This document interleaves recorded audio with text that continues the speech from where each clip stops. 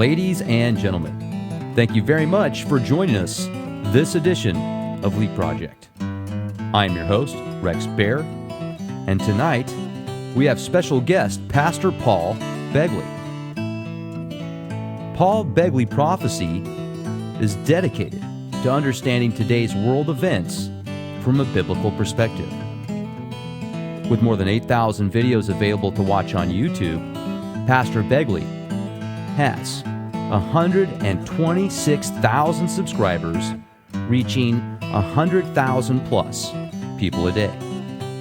Also, Paul can be heard on Blog Talk, Roku, Livestream, mobile app, Facebook, Twitter, and other social media platforms. Tonight, we will be discussing politics, current events, the elections, one world government agenda, also insider information Paul has on Planet X, or what is referred to as wormwood in the Bible. All of this is intertwined and written about thousands of years ago in the Bible, according to Pastor Paul. If you'd like to learn more about Pastor Begley, check out www.paulbegleyprophecy.com, also YouTube.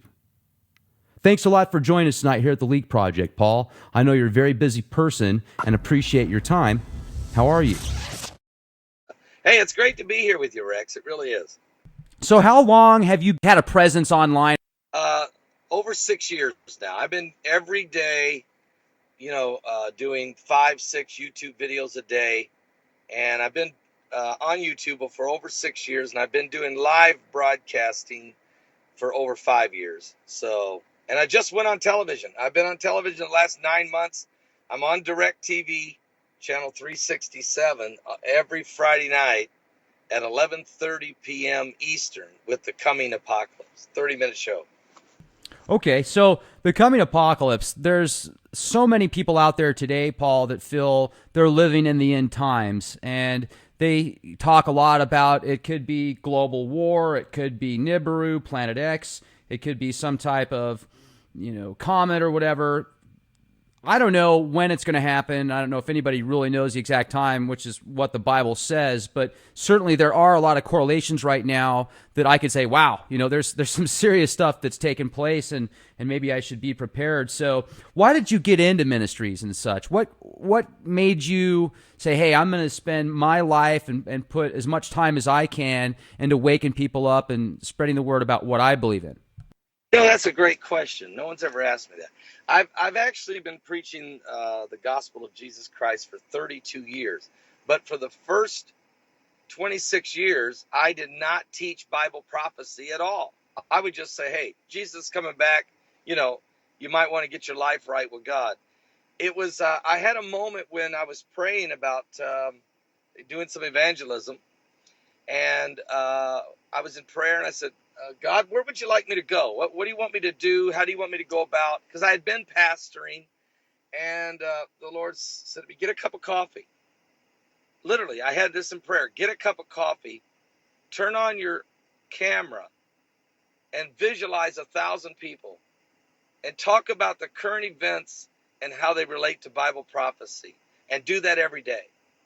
And so I started doing it, thinking, well, first of all, I said, what's YouTube? I didn't even know what, I'd heard people talk about YouTube, but I had never even checked out a YouTube video 6 years ago. So I went and I checked it out, and people were jumping off buildings and painting their face green. I said, what in the world? Why do I want to be on this? Are you serious? And I prayed some more, and the Lord said, do this. And so I started doing it. And then miraculously, Time Magazine wrote an article about me, and the next day I had 50,000 views, and I've never, on one video, and I never looked back again.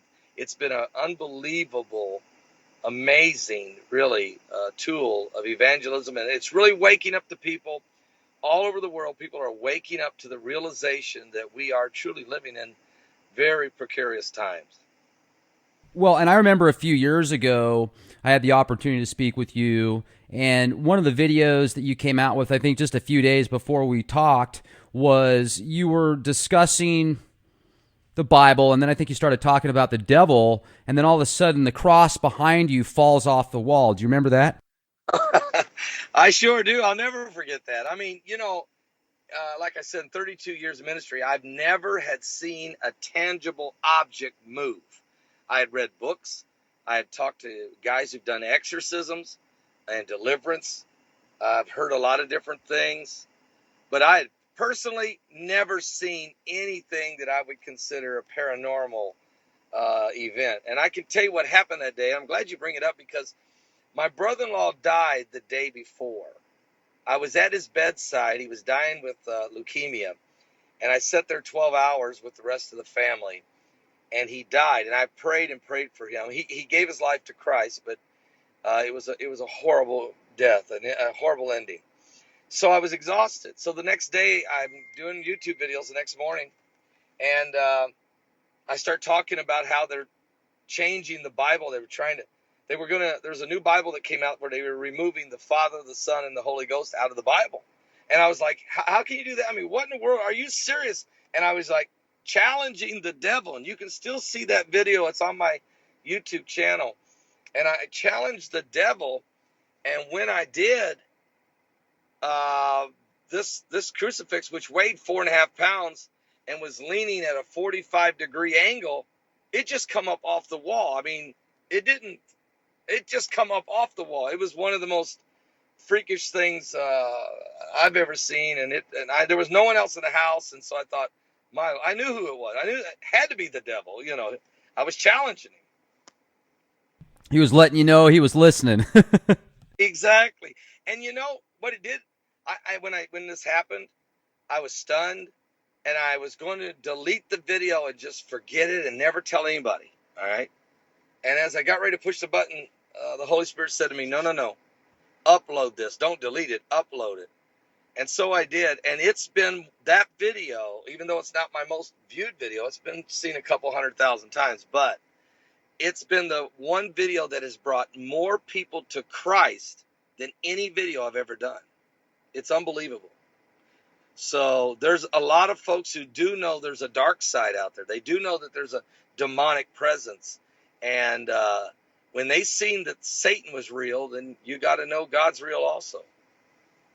There's a lot of books that were taken out of, certain context and out of the Bible, I guess you could say, out of the specific Abrahamic canon, like the Book of Enoch and other mystery books, they call them, and, certain teachings. So do you think that the Book of Enoch is just as legit of a reference as the rest of the books in the canon of the Bible, or do you think it's something different? You know what? That I've read it, and the Bible does talk about the Book of Enoch. I mean, we have our 66 books in the canon, in the Bible, and yet there's 2 books that it mentioned. There's actually 5 books in the Bible that are mentioned that are not in our Bible. At the time that the canon was put together, the Book of Enoch had not been located. I think they didn't actually find that to maybe around 1843 or something like that. When I read it, it's very interesting, and it could very well be the Book of Enoch that's missing. It could very well be. It gets into the angels, and the angels, teaching the fallen ones, teaching about war and all that. Well, in reality, the demon spirits do have the ability to manipulate people, and they do all the time. And of course, the angels, the angelic host of God, also have the ability to protect us and to go before us. So, if you think about the full concept of the Book of Enoch, it could very well be the book. And so I don't know for sure, but it could be. It could be. Like the Nephilim that are talked about, the fallen angels that had sex with women here on earth, that, talks about how that was bad. Do you think that there's some truth to that, some validity? Absolutely. I mean, when you read the book of Genesis in the 6th chapter, it talks about that the sons of God looked upon the daughters of men and saw that they were fair, and they went in unto them, and they bore them children that were giants, men of great renown. And so, and it even says in Genesis 6 that these giants, or these fallen ones, these Nephilim, were before and after the flood. Well, we know this is true because when the children of Israel crossed Jordan with Joshua and went into Canaan, they had to fight giants that made them look like grasshoppers. They were probably, it's estimated, some biblical scholars think, 13 to 14 foot tall. We know there were giants. They had to defeat the Canaanites, the Hittites, the Jebusites, the Moabites, the Amaleks. And we know that the Philistines had giants because David killed Goliath, and he was 9'6". So there's no question. There's no question. I've studied this. So it's very. So when you read the book of Enoch, it does go along with what the Bible already says in Genesis chapter 6. Now, if we were to go and look at the current times that we're in now, there's so much speculation of World War III, the dollar collapse, FEMA camp roundups, Mark of the Beast implants. I watched a video that was about 7 minutes yesterday that showed dozens of these new Walmart, basically kiosks. They're not Walmart kiosks, but they're at Walmart, and they're for medical purposes. They're called solo health stations, and underneath these stations, there's this little RFID scanner. And, obviously now credit cards, driver's licenses, so many different items are tracked via RFID chip. And now they've also got the VeriChip, which the original name of that corporation that came out with the VeriChip, which I think is kind of funny, was called Digital Angel. Do you remember that?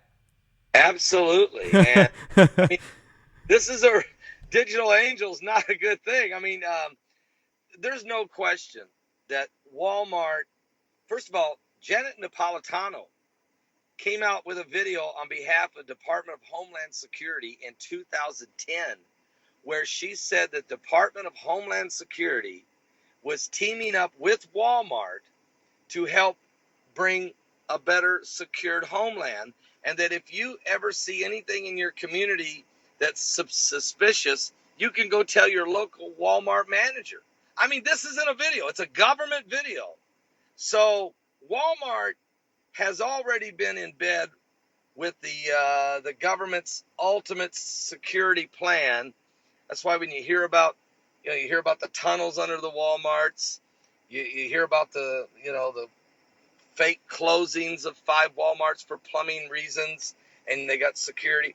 And I have seen these kiosks you're talking about. They do have a scanner on the right side, at the lower right side, and it serves no purpose. The kiosk, that scanner for your hand, which it's what I assume it's for. You put your right hand under it.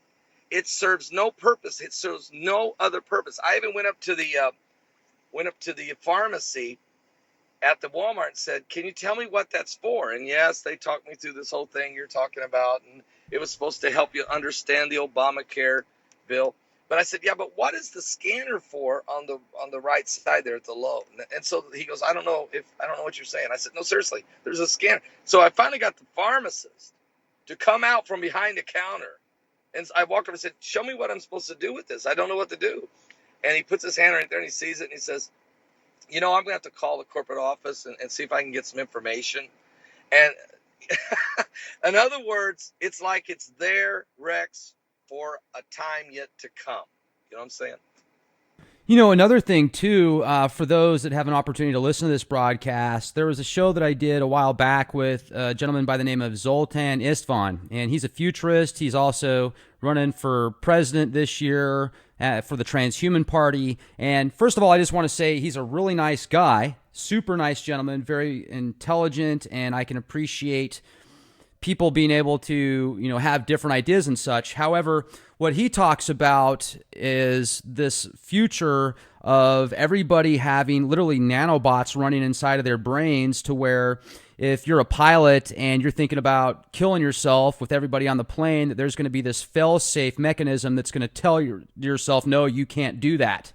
So that's justifiable to some people, feeling that, okay, well, if they're going to be put in a position of power, let's have some type of fail-safe mechanism so they can't hurt other people. And as frightening as that sounds, there's a lot of speculation that this nanotechnology exists today, because they found certain fibers that can be constructed via nanotech. I call them little nano goblins, basically. So piggybacking off of different bacteria and viruses and stuff like that. So he's also been marked with he's taken that chip. He did a tour and he went and got that chip implanted into his hand. And so if he goes to the store, he just swipes his hand and people look at him and they come up to him and, especially Christians, obviously, and they say, well, that's the mark of the beast. And then there's other people that go up and say, man, that's pretty cool. How do I get one of those? So there's definitely that push. And I just have noticed that push started over 15 years ago, really. I mean, it started hitting the mainstream news, and it hasn't really taken off like they thought it would. So maybe they're using phones right now more as a tracking mechanism because it's got a microphone and a video camera and everything else built into it. Yeah, exactly. I mean, you're exactly right. The phone is attached to the hand. So they've got the GPS. You can pay your bills with your phone. You can take pictures, make videos. You can text. You can Skype. I'm doing this interview with you with a phone. Okay. Skyping it. So everything is so advancing. It's the office. My phone is my office almost. So what they've done is they've got us to the point we're so attached. We have to have this. And then they can take us to the next level. Now I can tell you, I did a conference down in Fort Lauderdale, Florida last year. I was speaking there, and a government agency employee came to the conference, introduced herself, and said, I want to share something with you. There is already a microchip that not only will serve any purpose, it can be a GPS, it can use as a debit card, it will hold all your medical records, can be stored on it, everything about you. And it also is biometric. It won't, if you have to implant it into the human being that it's designed for, if the person they put it in, it has to be that DNA. So, and also your iris in your eyes, when you look at a camera, it tells that chip, it shows that chip who you are. So in other words, if someone else stole your chip out of your hand, cut it out of you and tried to use it, it won't work. It has to be in the person that it's made for.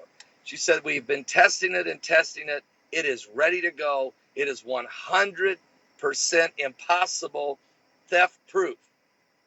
With that in mind, she said, you're going to see a rash of thefts, identity thefts, constantly going on in the public, and there will be an outcry for some kind of a system to protect ourselves. And that's where this technology will start to be introduced. So it's all, I say this is what I say, Rex. If you look at the Bible and the mark of the beast, there has to be some kind of a system because you can't buy or sell without this system. But it involves also the Antichrist spirit, where you have to deny Christ, to be a part of this. So what's going to happen is, and I've been saying this, is the technology is now catching up with the prophecy. The technology is finally reaching the prophecy. In other words, it can be implemented. It's going to take more, though, than just the technology. You have to convince people that it is the thing to do, the only thing to do, or the right thing to do. And that's what's going on right now as you're seeing this Antichrist, one world globalization, new world order type movement, is to bring people to the thought process that, we need to do something. Chris Christie, when he was running for president, said we need to come up with a way to FedEx track people, to FedEx people. So it's very, very, very important. Do you think that within the next, let's say, 10, 15 years, there's a good chance they'll actually be able to create laws that make people take these chips or become enemies of the state? Oh, absolutely. I mean, it's coming. I mean, it's absolutely coming. I mean, let's talk about the United Nations Agenda 2030, okay? And they call it now global sustainability. Now, what's taking place here? And they brought the Pope in. They brought him in to bless the Obama doctrine. They brought him in to address the Congress, and then he went to the United Nations to virtually bless the United Nations Agenda 2030. And that global sustainability means this. The world needs, what they're going to preach to us is this. The world needs to operate with the mentality of what's best for the greater good, what's best for humanity. And if we don't do it, we can't globally sustain ourselves. So that message is in a process. It's going to be being preached in our colleges, our universities. It's going to be started from the very young. Everybody's going to have to become part of the green movement. And as this moves, we're going to see laws changing. We're going to see, this is what this battle's about right now. This political turbulence is all about the power, the establishment that sits on both sides of the aisle in the Democrat Party and the Republican Party. The reason they've come out of the closet, Rex, they say, we are the establishment. And we don't care what the voters say. All right? You got to take one of our candidates. You can't have one of yours. You got to pick one of ours. And if we have to change the rules, we'll change the rules. But we're going to look, this thing, they can smell this new world order. They can taste it. So, yes, there will be laws change. And that is part of how this mark of the beast system starts being implemented. And to think of a system where there's a lot more green type technologies, less pollutions, more recycling, that's fantastic. I think that that's a great idea. And as a matter of fact, that could be an entire new revolutionary industry. Instead of the industrial age, it could be the, green age, in a sense of where we've got technologies now that we can create energy from the solar panels, wind panels, other things that are out there, magnets, etc., things that I don't even know about, that there are scientists and very smart people that do. Well, let's take this technology and use it to create balance and harmony, because that's a great idea. I can certainly see, with all the fracking sites and oil rigs and all the nuclear reactors that are next to fault lines and stuff, that doesn't make a lot of sense. There's other alternatives that we could use and create jobs and give people good lives to work on that, and decommissioning some of these giant nuclear facilities that are getting ready to go parabolic, So instead, though, we're just, okay, well, let's give more money to these crippling plants and people that just like to feed off of the system, or what I call dark ecstasy, with these pharmaceutical companies that don't create drugs to help people, but to kind of give them a little bit of a Band-Aid and then cause other problems where they go back to their doctor and they get prescribed more medication, etc. So it's certainly this twilight zone reality that we live in. And I'm thinking about the work that you do and all the people that you get out and have an opportunity to reach. It's fascinating that there's so many people now today that are really starting to wake up, and I applaud them for that. How many people a day do you think you reach out to and have an opportunity to show them what's really going on? Well, my YouTube numbers are, I'm averaging over 100,000 views a day collectively with all, with my videos. So, and of that, about 60,000 of them are whatever the videos I do that day. Okay. And the other 40 will be the follow-up. So we're reaching about 100,000 people a day just on YouTube. And that's a mixed bag, though. That's fantastic. It is good numbers. I mean, we've done over 83 million views. Yes. But it is a mixed bag. I mean, it's not all. There's curiosity seekers. There's people that are thinking this through. There's haters. But overall, what I have seen, Rex, over the last 6 years is a tremendous groundswell of people around the world who are dissatisfied with federal governments. And I'm not just talking about the United States now. I'm talking about especially Europe. They're upset. They're confused about the migrant issue. They're not sure how Fukushima. I mean, you just said it. Nuclear plants setting on fault lines. Fukushima's been melting down for 5 years. Radiation levels in the Pacific Ocean continue to climb. Last year we had record earthquakes over 6.0 and record volcanoes eruptions in a single year, the biggest ever for both of those categories.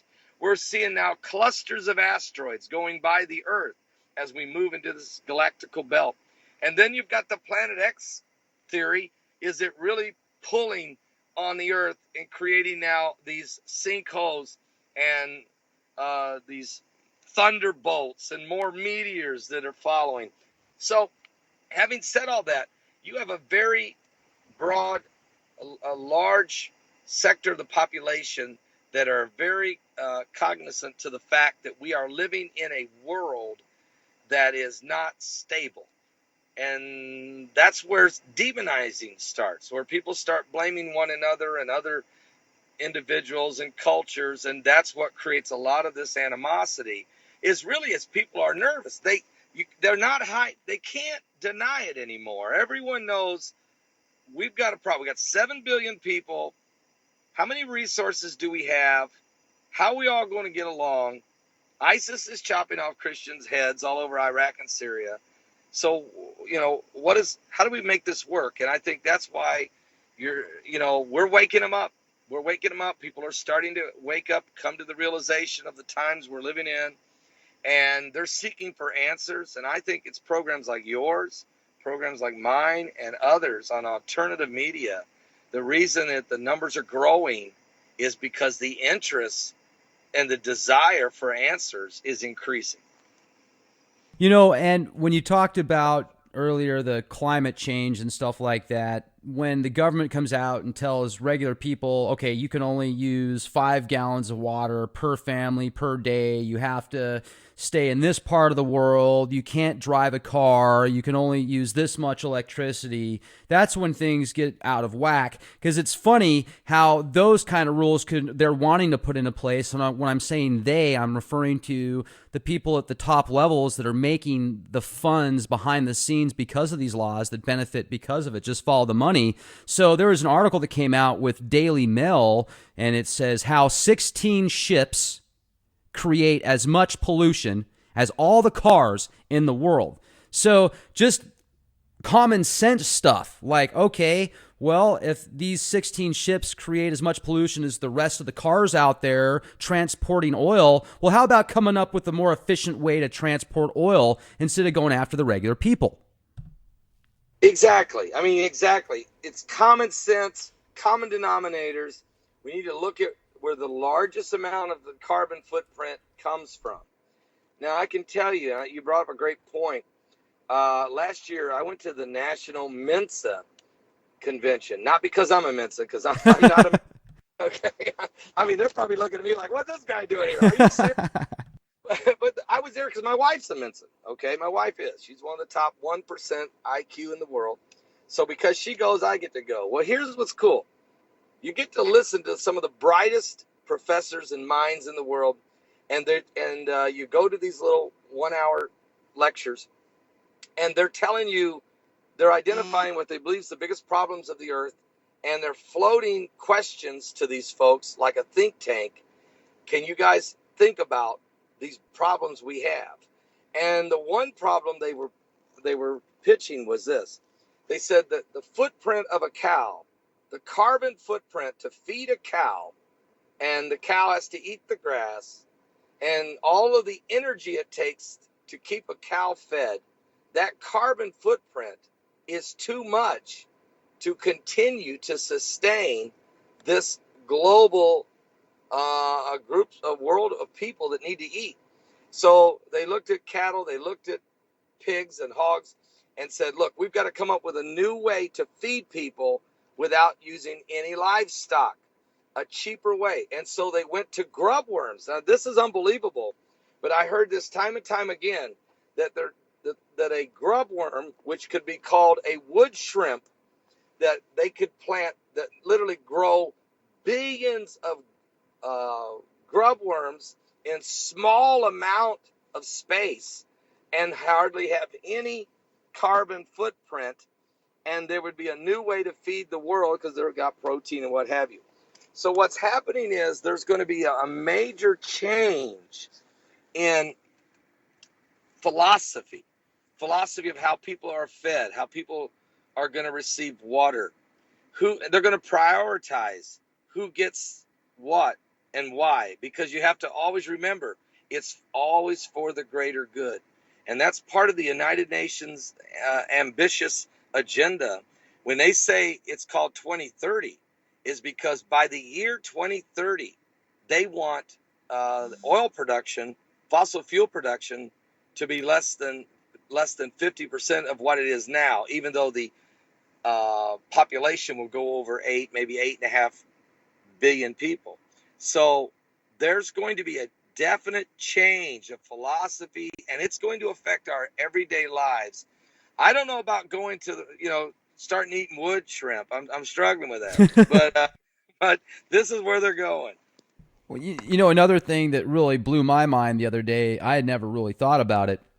When I found out how much water it takes to produce a pound of wheat, a quarter pound hamburger, a pound of bread. Do you know it takes 150 gallons to produce a quarter pound hamburger? 150 gallons of water. So take that and times that by 7 billion people. And if there's some, long-term droughts, or if it gets to the point to where it's kind of like this Dune society. I don't know if you've seen that old sci-fi movie. I'm showing my age here, but it's just kind of frightening to think about. So maybe with that combined with how much it takes to get this product from China or from overseas or something like that, then those are other possibilities you got to put into play. And well, why don't we kind of be a little bit more self-sufficient and produce some of our own foods and maybe set up a little garden in the back or something like that if you got a little bit of land somewhere. I think there's just a lot of options that we could take as people to create a much more healthy lifestyle as well. I'm out here in Texas, Paul, and great people out here, and a lot of them are extremely overweight. And I think to myself, I feel bad for them. I see people that have to hobble around at restaurants serving people and having to walk sideways through tables because they're so big. And I think a lot of that has to do with the way that it's so easy to go out and buy a quarter pounder with French fries and the chemicals that they put in that food to literally hook you on going there, even though it doesn't taste that good. You think it does because of the stimulation of the chemicals.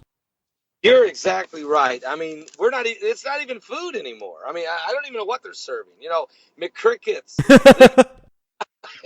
I mean, but to your point, the chemicals, our body can't even process it. It wonders what it is eating and says, "Here, I can't deal with this. Let's just store it. Let's just store it and deal with this later." And that's kind of what's been happening to the human race, especially the Americans. I know I travel a lot, Rex. And when I go to Jamaica and I speak there, everything's organic. All the food's organic. It tastes delicious. Literally, strawberries, mangoes. I mean, ackee, which is their favorite thing with swordfish. Everything they eat is just unbelievable, brilliant taste. Same thing when I go to Israel. Okay, anywhere you go, but in America, the same foods, you taste it after you spend a week or 2 weeks in one of these other nations. You come back and you and it's like, what is this? It's plastic, or is this even real? And the Americans are huge, and all the other nations you go to in Europe or in Asia, I mean, Asia is certainly, or the island people, they're all thin, they're all healthy, and they're eating organic food. Now, to your point, if we here in America started to eat more of our own organic food, and we started to that become the culture of this country.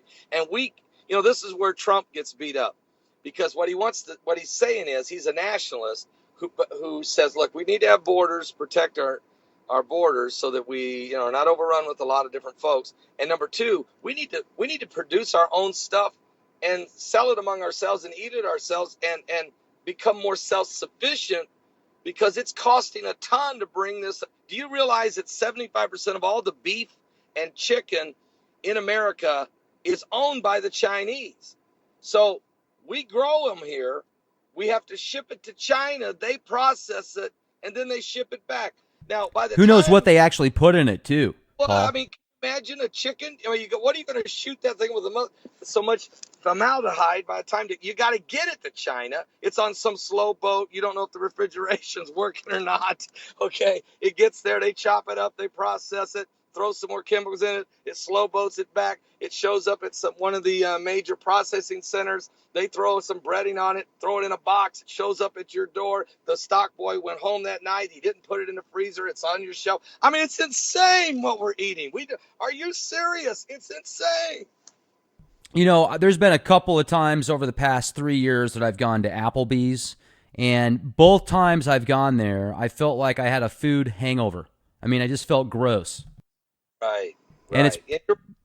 I was just going to say it's probably because all the stuff and the chemicals and preservatives and product that they put in there to kind of make you addicted as well. Oh, absolutely. And we know McDonald's does it, and we know that almost all the fast food and almost all the restaurants, they may not know this. The individual restaurant manager, I'm sure, doesn't know this.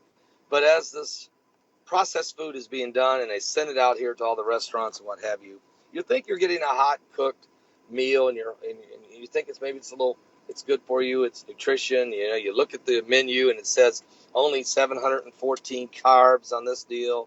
It's healthy choices. But the real truth is we're eating imitation. It's imitation. It's not real. Okay. And so, to your point, and that's also going on in a religious world. Um, the Bible. Part of the reason the cross, the crucifix flew off the wall, is I was actually doing that video talking about how they were literally removing the Word of God from the main course that's being served from the pulpits across America.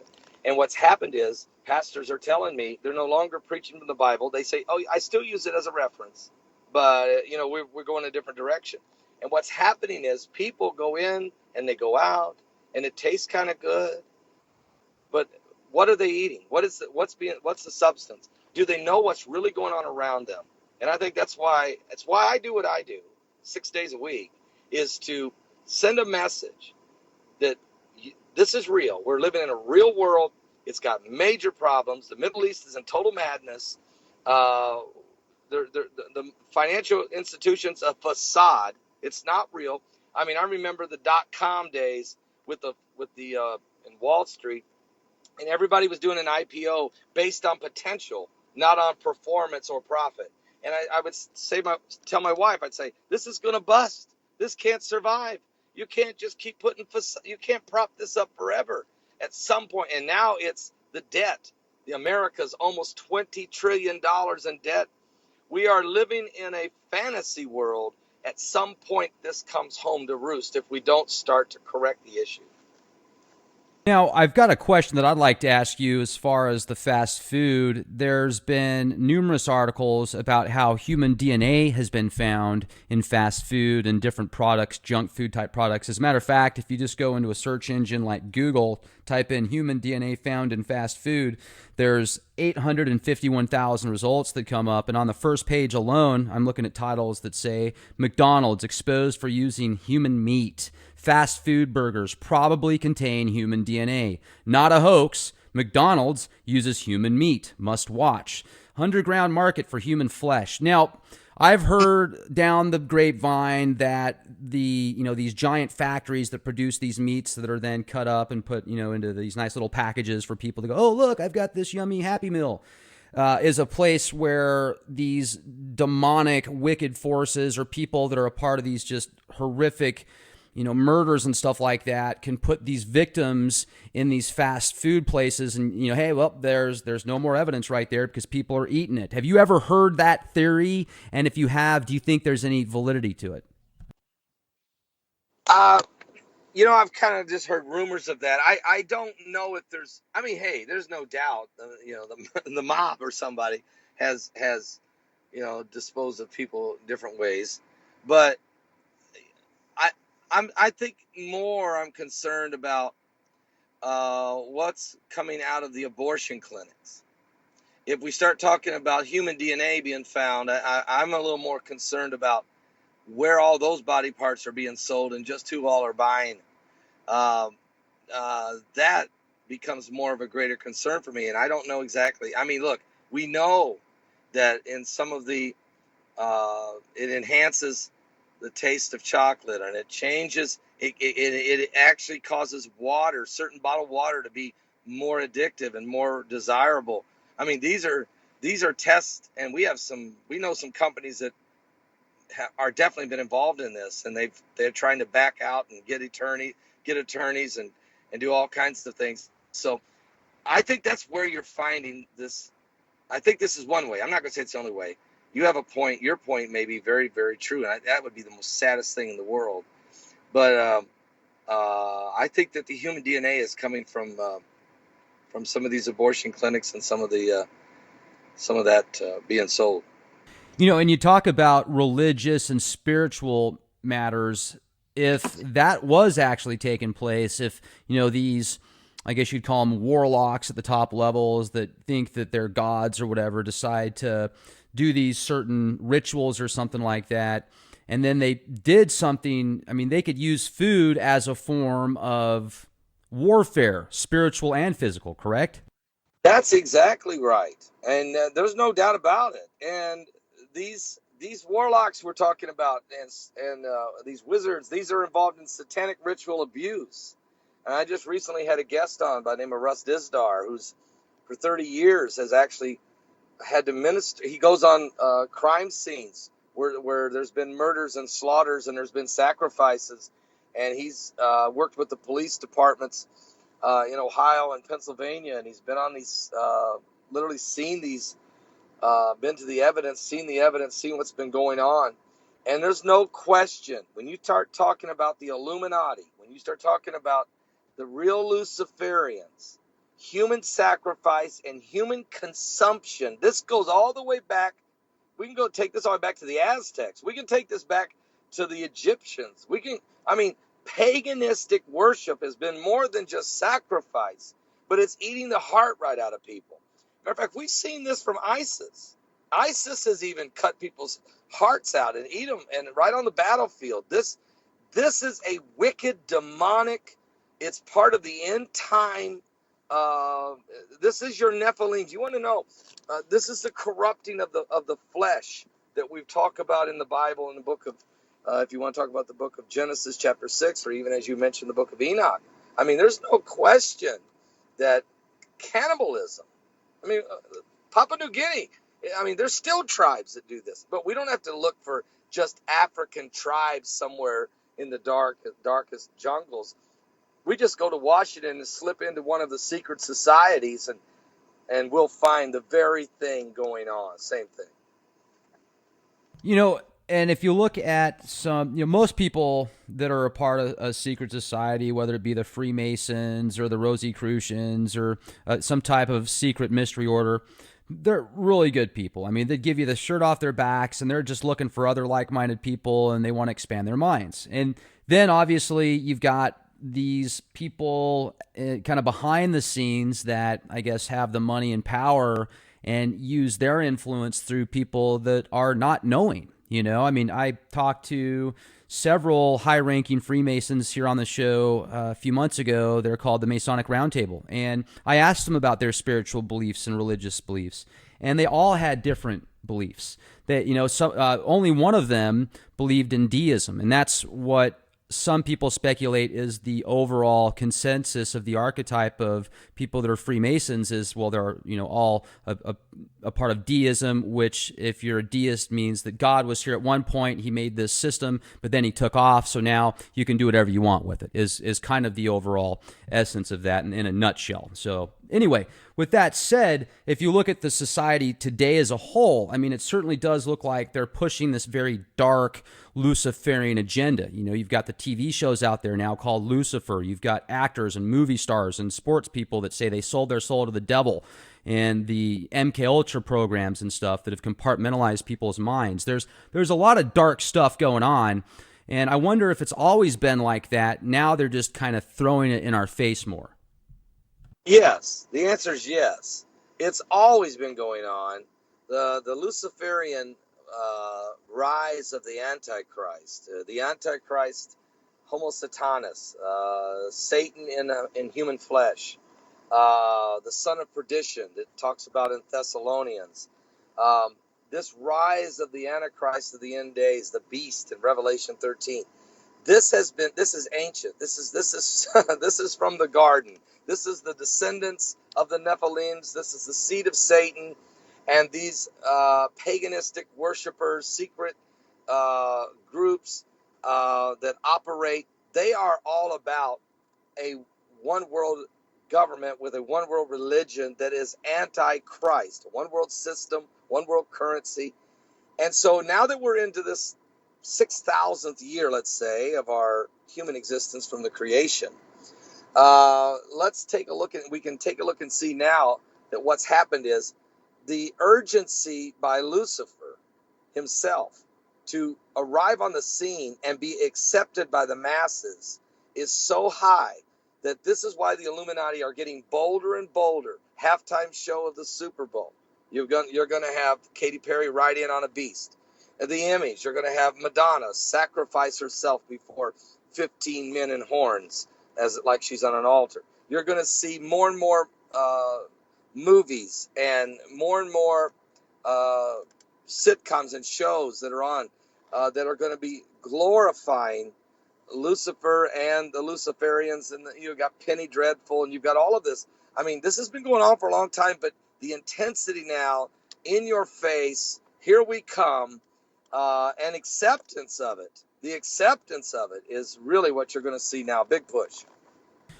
Now, let's talk about the possibility of a vaccine or some type of medicine or psychological conditioning to get somebody's faith, to evaporate somebody's faith, to make it dissipate where they really don't have it anymore. They just want facts and numbers and data. I learned about the fun vax several years ago, where there was actually a video that I watched that showed these supposedly people with the Department of Defense and the Pentagon that were sitting in a classroom type setting watching somebody do a presentation on a whiteboard, and he was talking about how they created this new vaccine that was basically some type of technology that would piggyback off of bacteria, and it would get latched into people's brains and literally disconnect the God gene, they call it, the gene that creates faith. And you look at society now, just what it was 20 years ago with the religion aspect, at least in Western culture, and it seems like there's really just not nearly as much,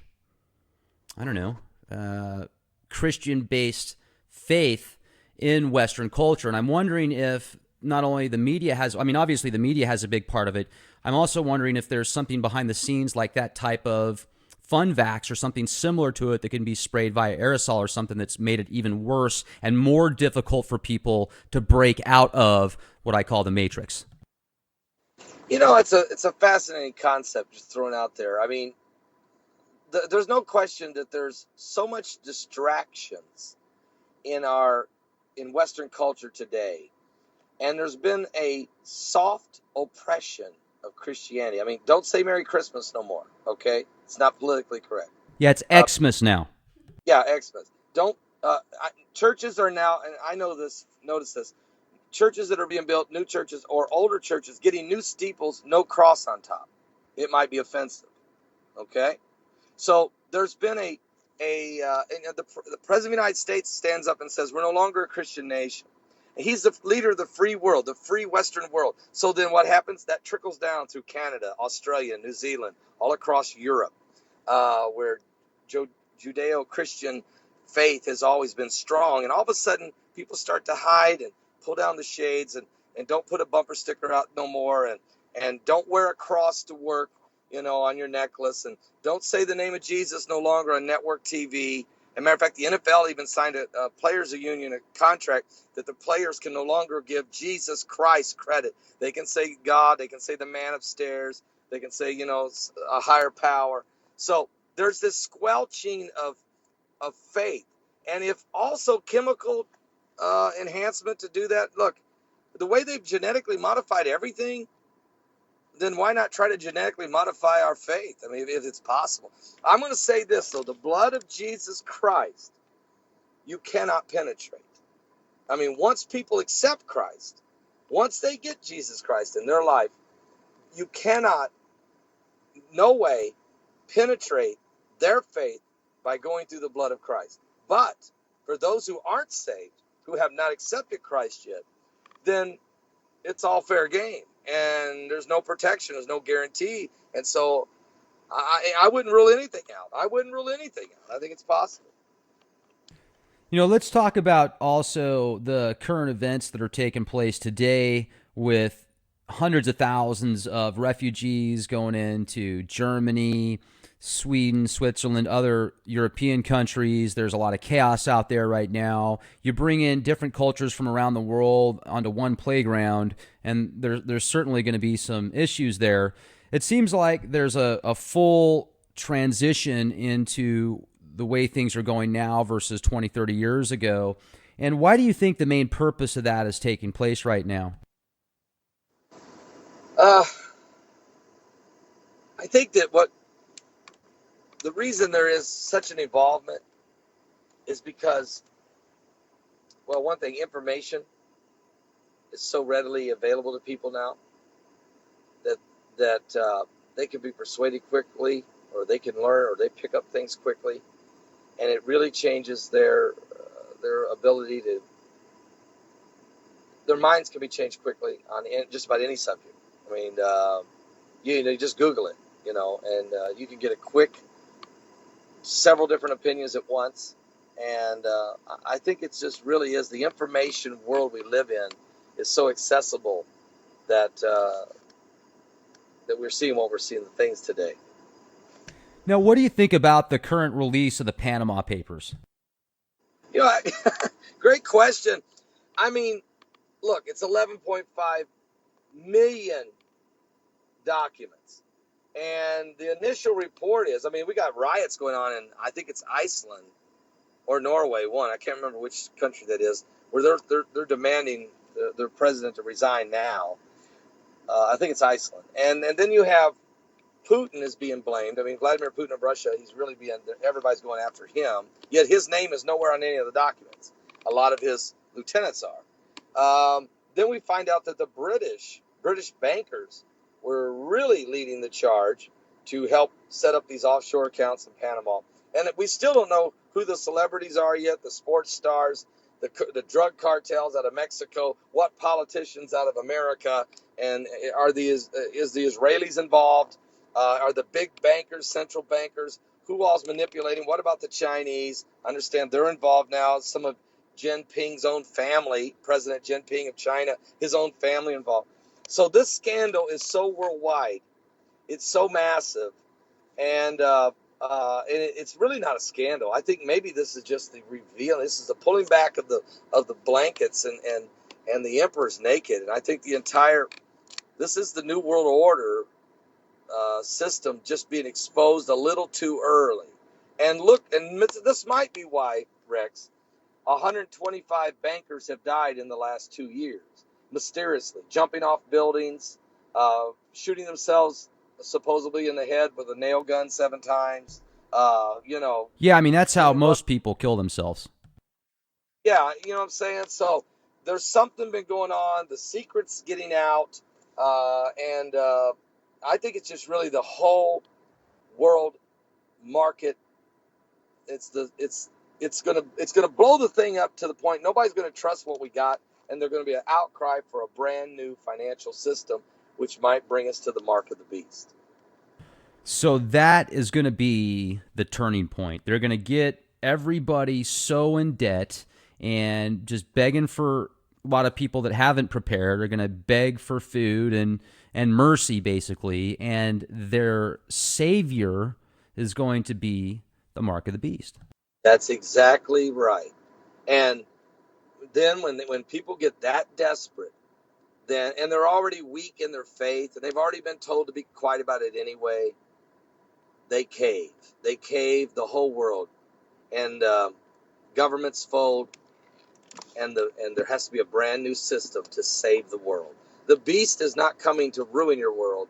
The message they're going to say is the beast is coming to save the world. Well, and I talk to people from all spectrums, Paul, religious, those that practice the occult, those that claim to have been a part of MK Ultra type projects and stuff. And one of the underlying discussions that seems to more often than not be spoken about is this dark entity or energies behind the scenes that are trying to completely take over free will. And whether you're religious or non-religious, you should be able to see that there's an attempt to get rid of all free will. And it's kind of like being assimilated by the Borg. Some people speculate it's this artificial type intelligence that's gone rampant. I've heard fallen angels. A lot of times it gets back to Lucifer. Yes, indeed.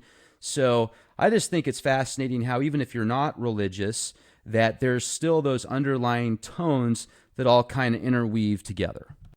Exactly. I wrote a book called The Mark of the Beast, RFID, and I brought it out 3 years ago, in which I took current world events and how they relate to Bible prophecy, and then I wrote an end-time apocalyptic scenario based on exactly what you're saying, that there was it's a breakdown, it's a lack of trust, it's people being inundated from every different direction, and it didn't matter, whether you were a religious person or you were totally an atheist or you were a pagan worshiper or a Buddhist or a Hindu. It doesn't really matter. Everyone in the world can sense the finality that is coming. You can ask them all. You can ask them all. You can go back and read the prophecies of the Hopis and the Mayans. You can go back and study, the all of the different ancient texts. And today, right now, no matter where people stand in their cultural understanding or their faith, and there is a recognition that the world is headed toward an apocalyptic conclusion. And they just now, so everybody wants to know, so if that's the case, what do we do? What should be my next move? And that's where all the deception comes in, because Lucifer's got 100. He's got 100 different plans, and which one you want? And then, of course, you got us over here preaching, come to Christ, follow Christ. But the world knows there's something happening. You just can't. It's a spiritual thing, but it's being manipulated and repackaged in many different ways. Now, if you look at also if we were to say, okay, here's a timeline of events for those that are, for those that have an opportunity to listen to this broadcast, Paul, what would you say? Okay, here's a connection right now that you can read about in Revelations. We're at this time, and then the next step is going to be this. Give us a timeline, if you would, like a ladder. It's a great question. If you'd asked me this question 30 years ago, we'd be saying, well, when you see this happen and when you see that happen, when you see armies start gathering around Israel, or if you see discussion about building the third temple, or if you see technologies advancing to the point that somehow they could do this mark system some way and make it work. So in other words, 30 years ago, if you was asked that question, it would always been, well, when you see this, this is this. But since you're asking it for today, here's the way we answer. Well, when you see the destruction of Damascus in Isaiah 17:1, well, it's happening. When you see the armies compassing Israel, there's 17 different armies surrounding the borders of Israel as we speak. And it seems like more keep coming to the Middle East in this madness. Really? I hadn't heard that. Is there some reference points to that? Oh, yeah. I mean, first of all, you just take, the armies compassing Jerusalem is actually found, Jesus said it in Luke chapter 21. Also, when Jesus said this, when you see, he says there'll be signs in the sun, the moon, the stars, distress of nations with perplexity. The sea and the waves start roaring. Men's hearts will start failing them for fear, for looking after things coming on the earth, for the powers of heaven shall be shaken. All right, here's what we have. We have record earthquakes over 6.0, record volcano eruptions in a single year, sinkholes everywhere, swallowing cars and homes and what have you. The water levels, the Euphrates River is 80% dried up. That was also prophesied to happen in the last days. We are seeing droughts and famines, water levels depleting. We are seeing more diseases, ancient diseases resurfacing, asteroid clusters going by at record. Now, today, 3 asteroids. We had 3 near-Earth asteroids today. Today. I mean, this is insane.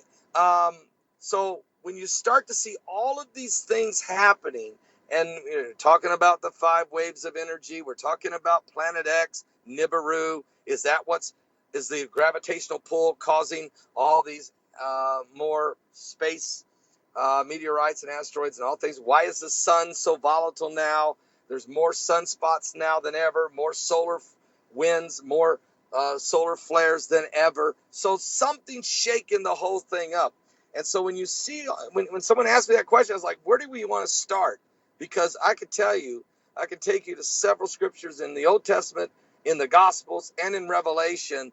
All of them are happening now. So it's a sense of urgency. And I'm not going to say that tomorrow Christ is returning, but I'm going to tell you that there are so many factors in play now that people better not be just taking vacation, just strolling through life and putting your stake out there somewhere. When, first of all, you don't even know if you're going to be alive tomorrow or not, any of us. So this is a realization. We're in the stretch run. We've made the last turn. The clock is nearing midnight, and it's really serious. People should really take accountability for their life and find their way to Jesus Christ. Another thing, too, Paul, is I've had an opportunity to do a lot of research into Planet X. Some people call it Wormwood, Nibiru, Nemesis, the Winged Destroyer. There's a whole bunch of names for it. And one of my favorite people that I've talked to about this is Steve Olson with WSO. That's the Wormwood System Observer. And I'm still somewhat neutral on the subject of Planet X, but he's shown me a lot of good data. And there's definitely some stuff out there that points to there very well could be this Planet X. And combined with the mainstream news is coming out with an article every single day saying that they found Planet X, but they're saying it's way out there. So we're not going to see it for 1,000 years, of course, is what they're saying.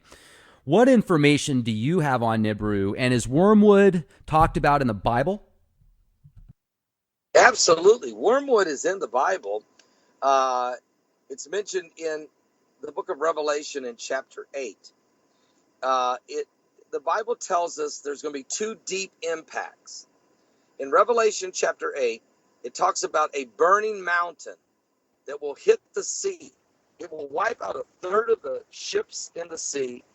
It'll wipe out 1/3 of all of the creatures of the sea. So this is going to be a major, major catastrophic event. It won't wipe out the whole world, but there will be a catastrophic event. Then the same chapter says, and also the earth will be hit with another deep impact. This one will fall like a burning lamp, like a star, and it's called wormwood. It's the actual name of the comet or asteroid, whatever it is that hits it. It will be called wormwood, and the reason is it will affect, and it hits land, because the radiation from it will affect the waters, the rivers, the streams. The drinking water will be bitter or poisonous from the radiation. So we know we're going to have 2 deep impacts, and that's where the word wormwood comes into play. And so that's another reason why men will start having heart attacks and falling over dead, because they come to the realization we're going to get hit and we can't stop it. And the fear of dread of this will hit people so hard because they have no hope. Because they've got, if you don't have hope in Christ, then, you're on your own. And you don't want to be on your own when you have no way out, no safety net, nowhere to fall. And so men will die because of this, just out of fear. So that is in the Bible. It's in Revelation chapter 8. And do you have any insider information on Planet X right now? I do. I actually was 2 weeks ago. I speak to a lot of people, and I get approached by a lot of government agency, either current employees or have already retired. And I spoke to a man 2 weeks ago, Uh, 32 years. He's retired now from the federal government. He was in Intel, but it was Intel. He was on what was called the Nibiru project. His body's wrecked in pain, and that's why he contacted me, because he is dying, and he don't want to leave this world without telling somebody what he knows. Um, he says the impact, the what we're feeling from Planet X or Nibiru is such a strong gravitational pull. That's why we're seeing the earthquakes and the volcanoes and a lot of the things that are starting to happen, and a lot of these straight line winds.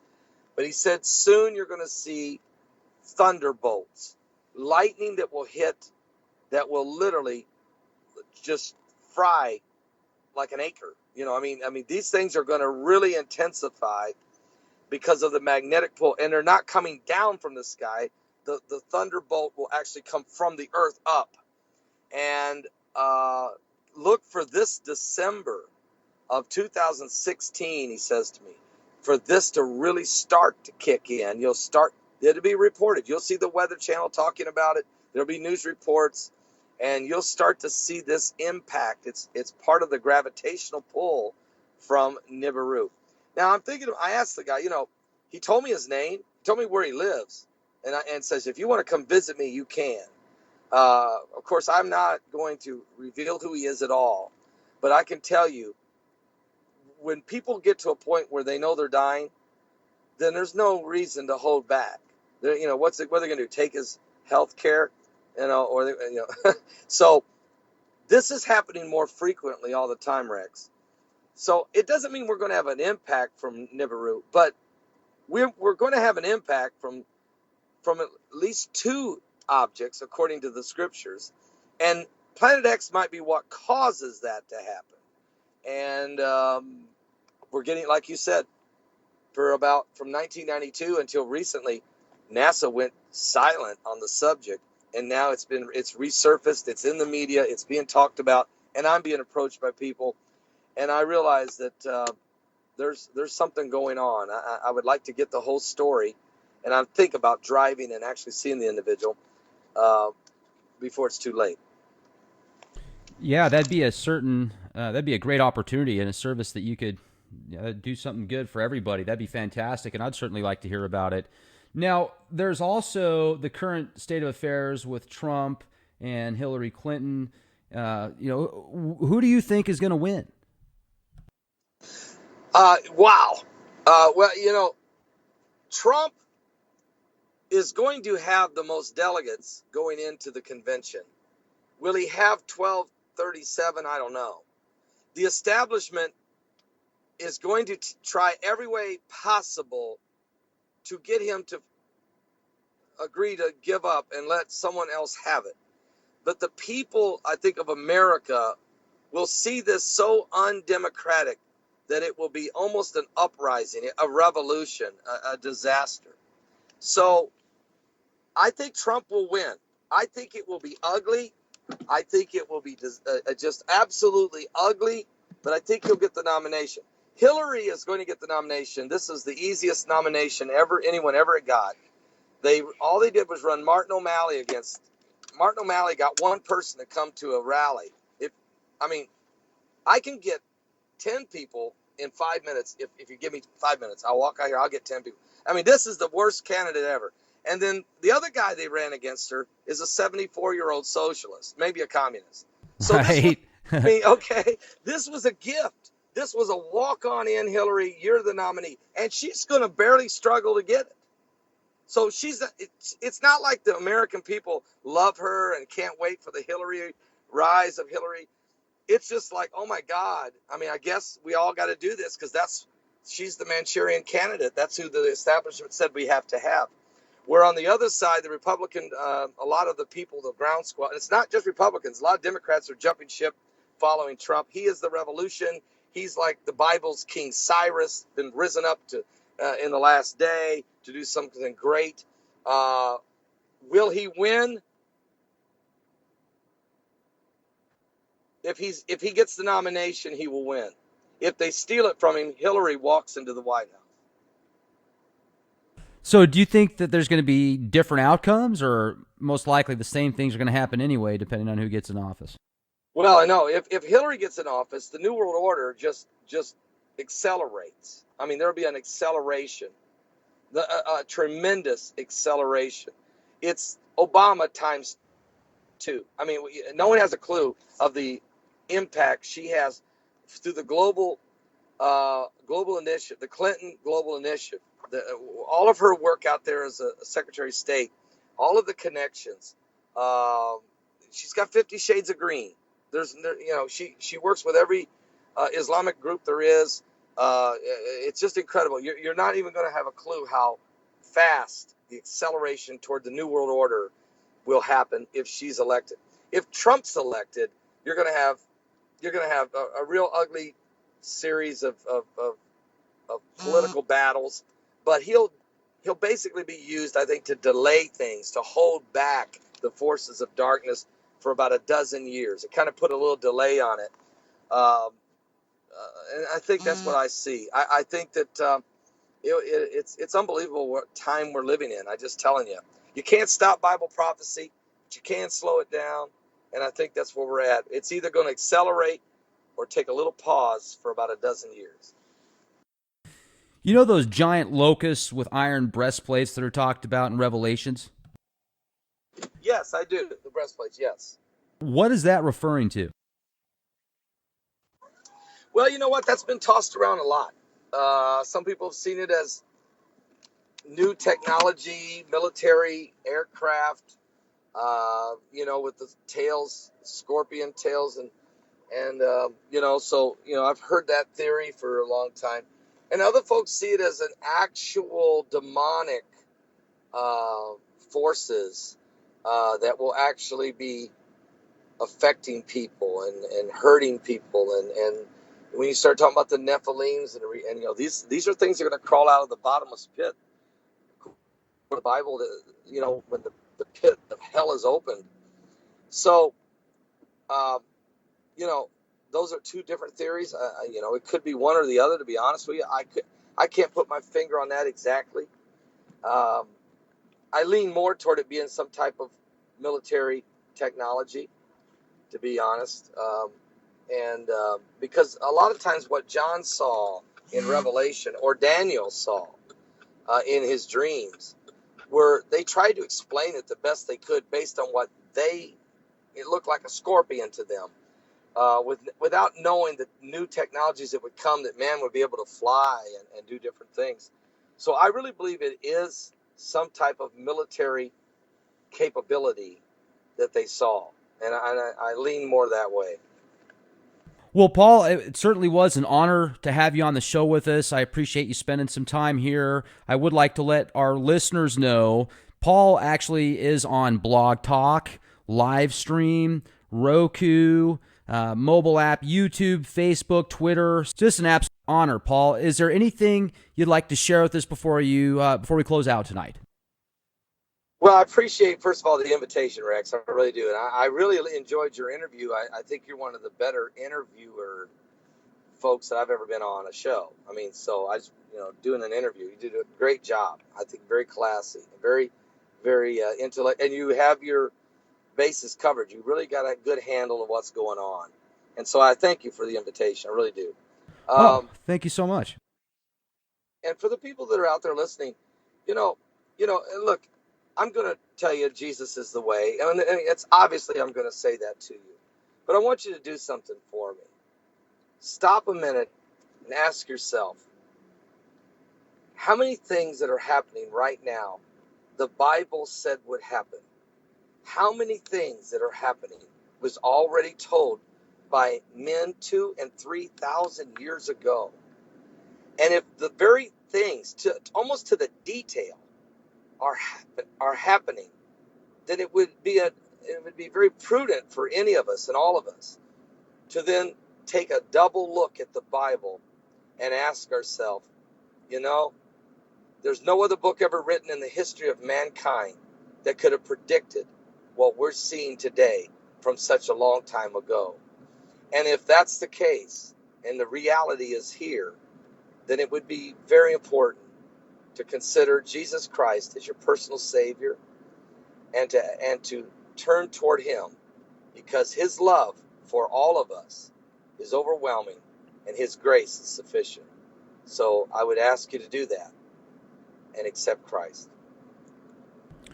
Well, once again, it certainly was great to have you on the show, Paul. Make sure to be safe and keep us informed. Thank you. Thank you so much, Rex. God bless. God bless.